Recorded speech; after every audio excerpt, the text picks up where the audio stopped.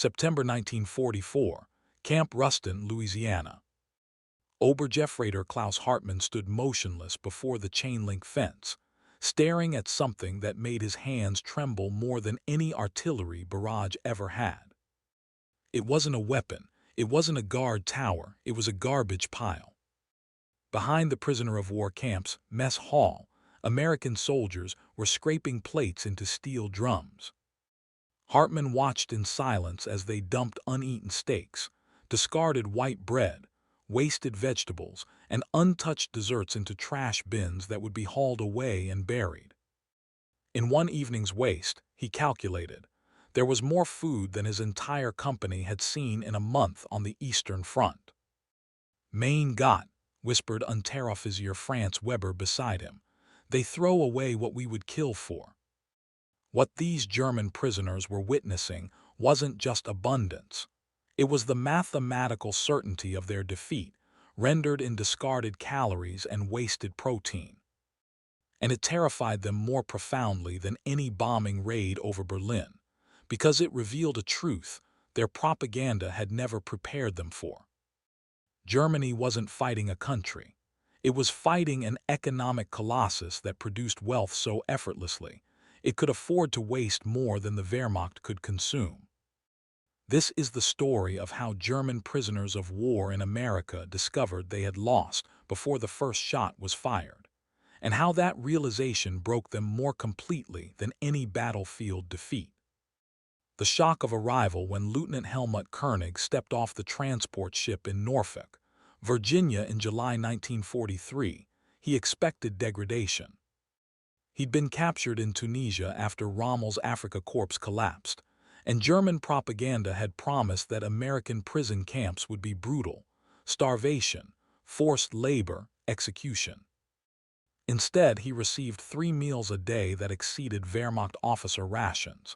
He was issued new boots. He received medical care that included dental work. Within a week, he'd gained 4 pounds. I thought it was a trick, Koenig later wrote in his memoir. Fatten us up, then shoot us. But the food kept coming and coming and coming. The daily prisoner ration at American POW camps was staggering by German standards. 3,500 calories per day. German soldiers at the front received 2,500. Fresh meat 3 times weekly, white bread instead of black bread, coffee. Real coffee, not acorn substitute, occasional chocolate, and cigarettes, fresh fruit in season. POW camps weren't trying to be generous. They were simply following the Geneva Convention requirement to feed prisoners the same rations as American soldiers, and American soldiers ate like kings by European standards. Hauptmann Otto Becker, a veteran of the siege of Stalingrad, experienced the cognitive dissonance most acutely. At Stalingrad, he'd watched men fight over scraps of bread. He'd seen soldiers die from malnutrition even before Soviet bullets found them. The German Sixth Army had been starving while Hitler promised victory.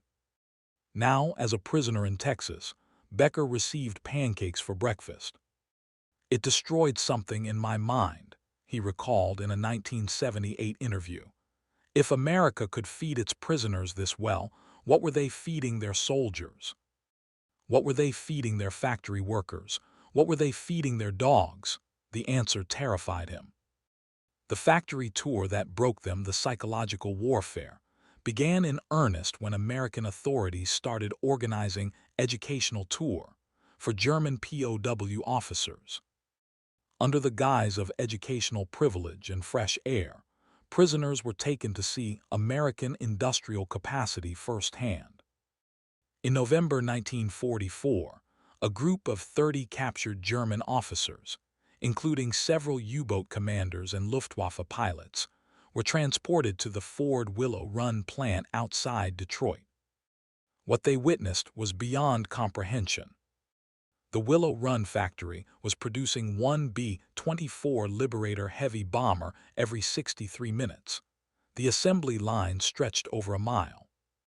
24 hours a day, incomplete bombers rolled down the line while 42,000 workers, many of them women, installed engines, riveted aluminum, mounted guns, and installed systems. Korvettenkapitän Heinrich Lehmann-Willenbrock, one of Germany's most successful U-boat commanders with 25 ships sunk, watched in silence for 3 hours. His American escort, trying to make conversation, asked what he thought. "We have lost," Lehmann-Willenbrock said simply. "We lost before it started." He did the mathematics on the bus ride back. If this one factory produced 15 bombers per day, and he'd heard there were multiple such factories, America was building more heavy bombers every month than Germany possessed in its entire air force. Every single month. And these weren't crude machines rushed from production lines. Each B-24 had 4 engines producing 1,200 horsepower each, sophisticated hydraulic systems, radio equipment more advanced than anything on German aircraft, precision instruments, armor plating, and weaponry that made Luftwaffe fighters look primitive. But what truly shattered Lehmann-Willenbrock was something his escort mentioned casually. "Of course, this is just bombers. We've got separate plants for fighters, transports, and trainers." That night, Lehmann-Willenbrock attempted suicide. Guards found him in time.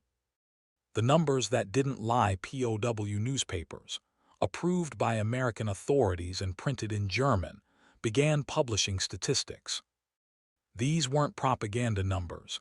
They were factual reports designed to educate prisoners about why continued resistance was futile. The numbers spoke for themselves. Steel production, 1943. United States, 88.8 million tons. Germany, 34.6 million tons. America produced more steel in 4 months than Germany produced all year. Aircraft production, 1944. United States, 96,318 aircraft. Germany, 39,807 aircraft. America built 2 aircraft for every 1 German plane. Automotive production. In 1941, before full war mobilization, America produced 3.8 million civilian automobiles. Germany produced 333,000 military vehicles. In its best year, one American company, Ford, outproduced the entire German automotive industry. Shipbuilding.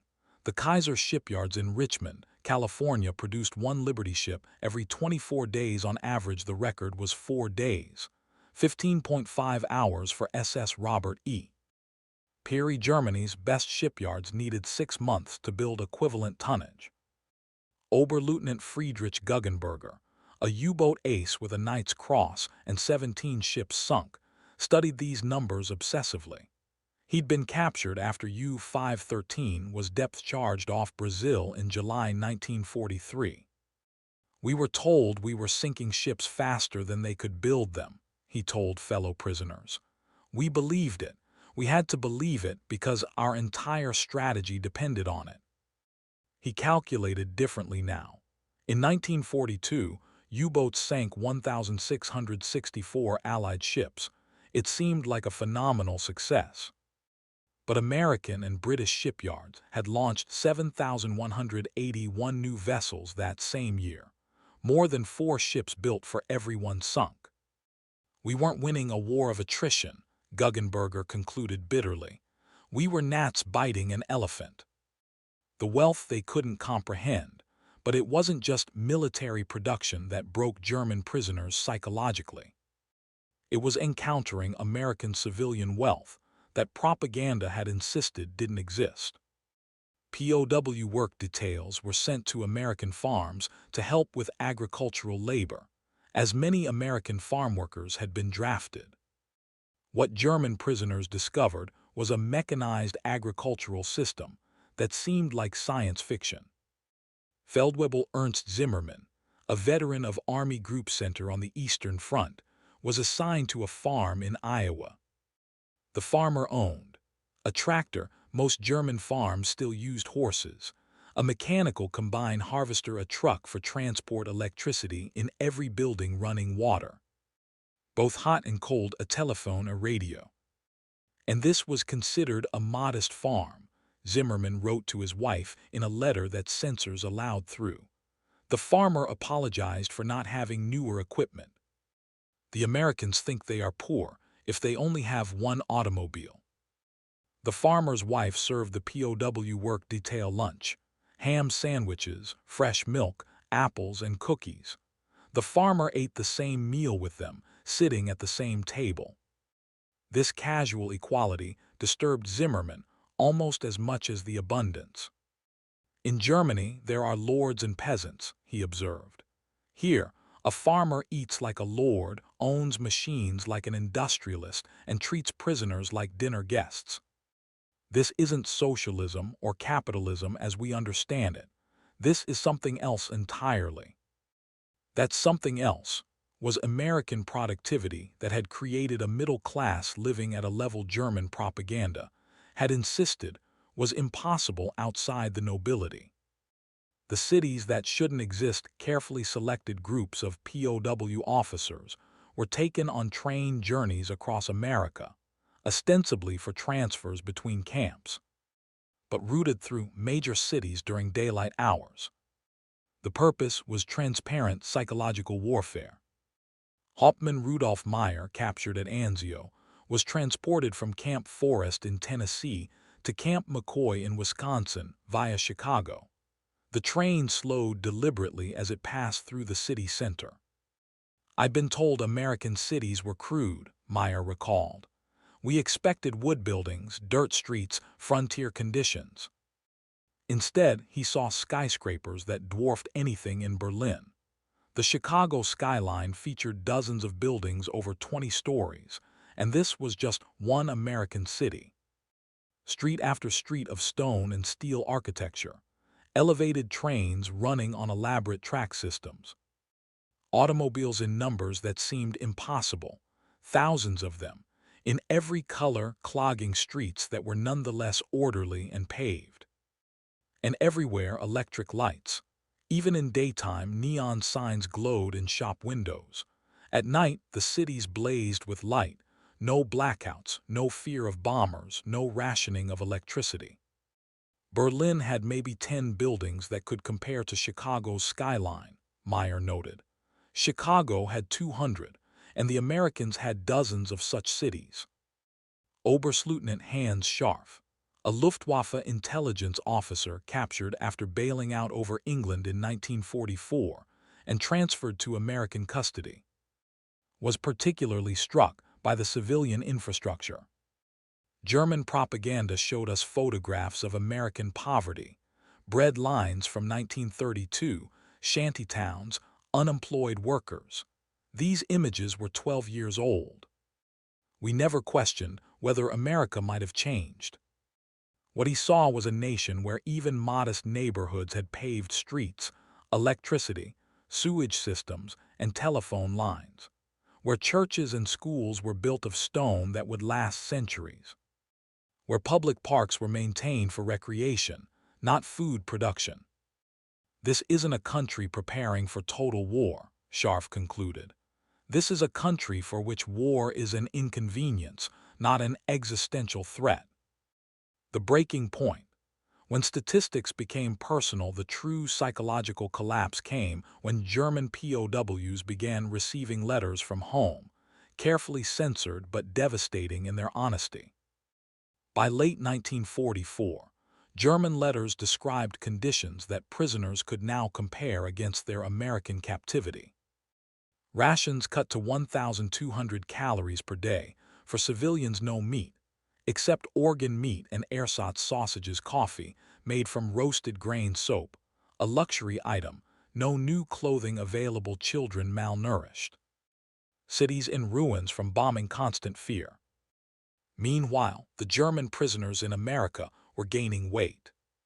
Jeffrader Paul Schmidt received a letter from his wife in Hamburg, describing how she traded her wedding ring for a loaf of bread and 6 potatoes.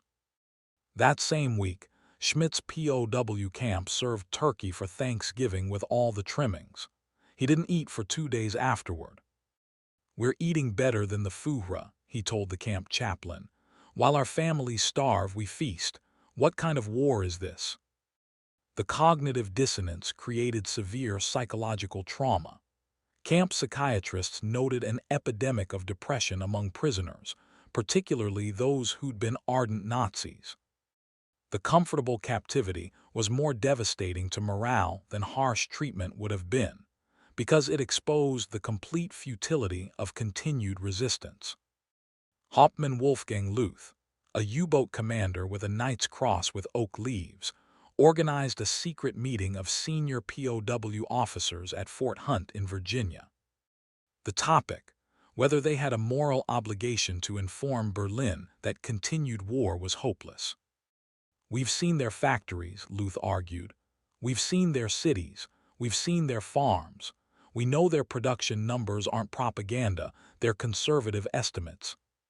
Every day this war continues, more German soldiers die for nothing." The group debated for hours. In the end, they agreed on one point: Germany had never had a chance. One officer summarized it perfectly.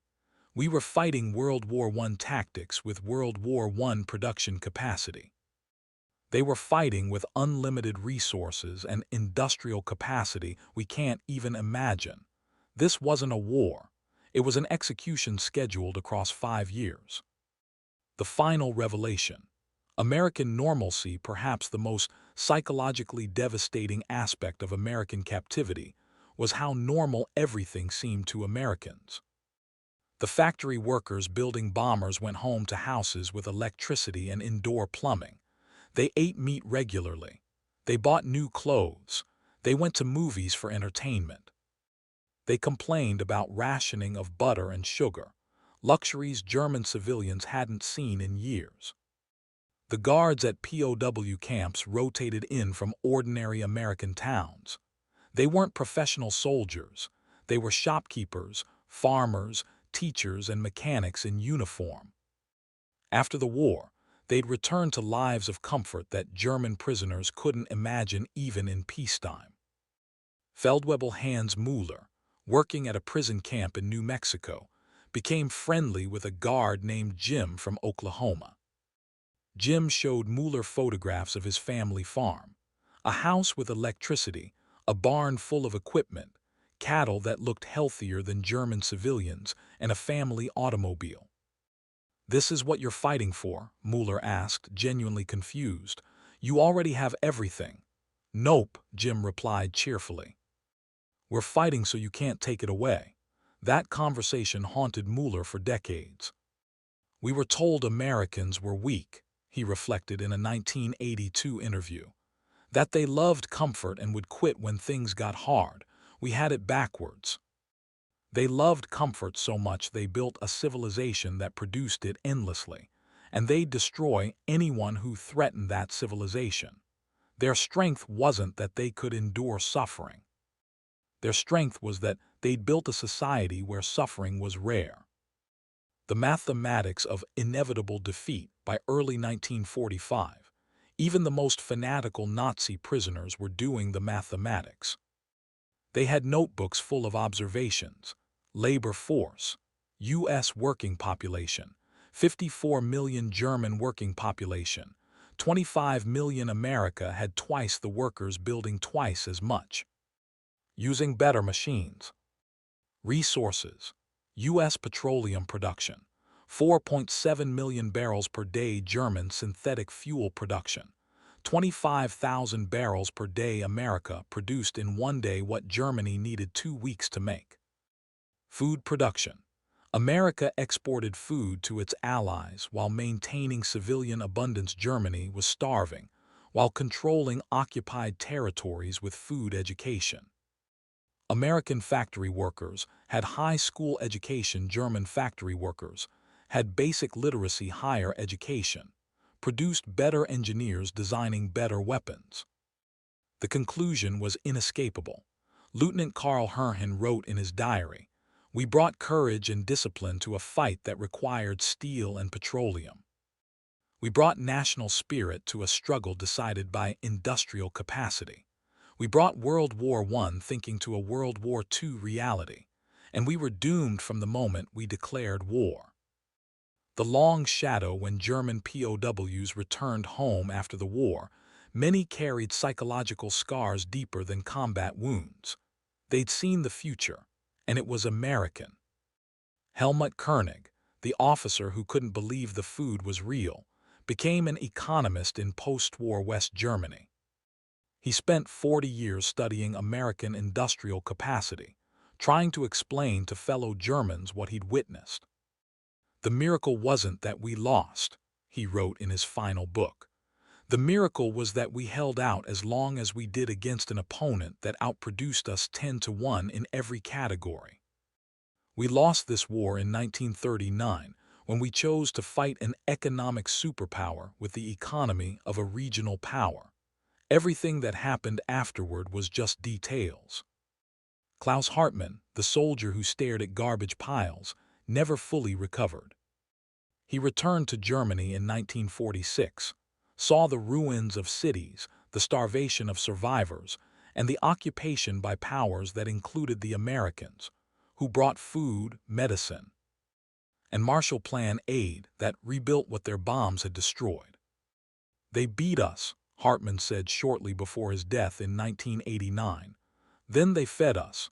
That's more terrifying than anything else. They had so much, they could afford to be generous even to enemies. We never had a chance. We were fighting gods who threw away more than we could produce." In the end, German POWs learned a lesson more valuable than any battlefield tactics. Modern war isn't won by courage or tactics or even technology. It's won by factories, farms, and the unglamorous capacity to produce more steel, more bullets, more food, more everything than your enemy can destroy. And in that war, the war of production, of logistics, of endless material abundance, America wasn't just winning. It was playing a different game entirely, one that Germany never even understood it was playing until it was too late. The bombs terrified German soldiers because they brought death, but American abundance terrified German POWs because it revealed something worse. Their deaths had been meaningless all along. They'd never had a chance to win. The war was over before it started, decided by production numbers and agricultural yields and industrial capacity that no amount of German courage could overcome. They'd gone to war with heroes. America went to war with factories, and factories, it turned out, were unstoppable.